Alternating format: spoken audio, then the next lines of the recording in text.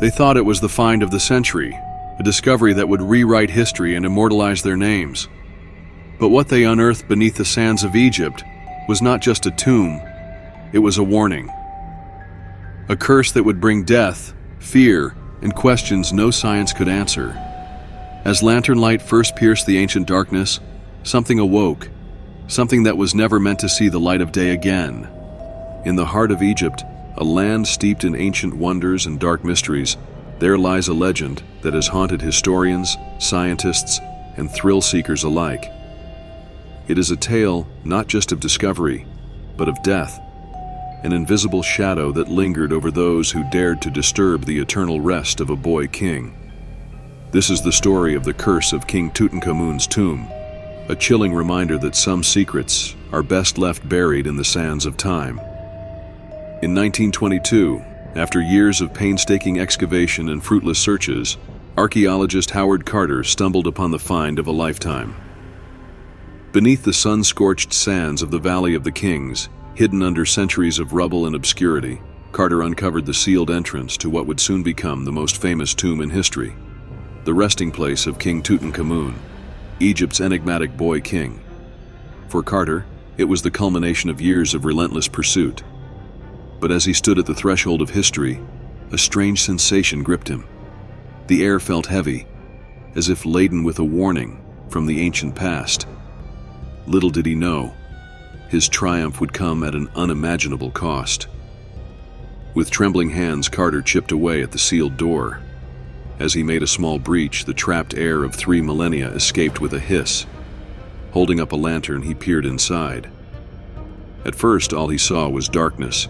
But as his eyes adjusted, the room began to reveal its secrets. Treasures glittering like stars in the void. Golden thrones, alabaster jars, jewelry, and ceremonial chariots lay in chaotic splendor, untouched by time. At the center of it all was the magnificent golden sarcophagus of King Tutankhamun, radiating an almost otherworldly aura. But as Carter and his team moved deeper, an unease settled over them. It wasn't just the awe of the treasures, it was as if they had entered a domain that was not meant for the living. As Carter's team explored further, they stumbled upon a chilling message carved into a clay tablet near the tomb's entrance. The inscription, deciphered by experts, read, "Death will come on swift wings to those who disturb the king's peace." Most of the team dismissed it as a mere superstition, the product of an ancient people protecting their treasures. But for some, it was a warning, a final plea from a long-dead civilization. And as the days unfolded, that warning would take on a horrifying truth. The first victim of the supposed curse was none other than Lord Carnarvon, the man who had financed the expedition. Just weeks after the tomb's discovery, he fell ill with a fever that grew worse by the hour. A seemingly trivial mosquito bite on his cheek became infected, spreading rapidly.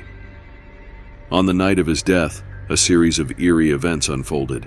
Witnesses reported that as Carnarvon breathed his last in a hospital bed in Cairo, the city was plunged into darkness. All the lights inexplicably went out, as if some unseen force had claimed its first victim. What followed was a chilling sequence of deaths that defied explanation. Arthur Mace, one of Carter's closest colleagues, died from a sudden illness shortly after assisting in the excavation.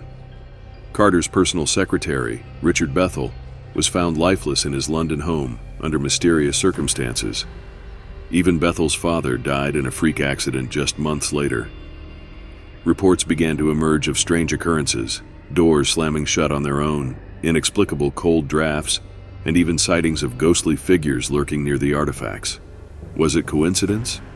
Or was the ancient Pharaoh exacting his revenge? The mummy of King Tutankhamun was no ordinary corpse. Analysis revealed that the boy king had died a violent death, his body bearing signs of blunt force trauma and possible foul play. Was his curse born of vengeance? Was he punishing the living for desecrating his final sanctuary? Scientists who examined the mummy reported strange illnesses, hallucinations, and even visions of Tutankhamun himself. Whether driven by guilt or by the supernatural, the tomb's curse seemed inescapable. In the decades that followed, scientists sought logical explanations. They theorized that ancient mold and bacteria, sealed within the tomb for millennia, could have infected those who entered. Stress, fear, and coincidence were also cited. Yet the deaths continued, more subtle, more inexplicable. Even today, those who come into contact with artifacts from the tomb report feelings of unease, strange dreams, and unexplained phenomena. Whether scientific or supernatural, the curse of King Tutankhamun remains one of history's most chilling enigmas. King Tutankhamun's tomb was meant to be a gateway to eternity, a sacred space for a boy, king lost to time. But in disturbing his peace, the living awakened something that defies understanding. Was it merely coincidence? Or does the Pharaoh's curse endure, waiting for its next victim? Perhaps the question is not whether the curse is real, but whether you would dare to challenge it. The sands of Egypt have buried many secrets, but some are buried for a reason. King Tutankhamun's tomb brought fame, wonder, and untold treasures to the modern world. But at what cost? Those who disturbed his eternal slumber paid the ultimate price. Was it mere coincidence, or did the ancient curse truly reach across millennia to strike them down? Perhaps the answer lies within the tomb, waiting for the next soul brave or foolish enough to seek it. Will you dare to uncover the truth? Or will you, too, heed the ancient warning, let the dead rest in peace?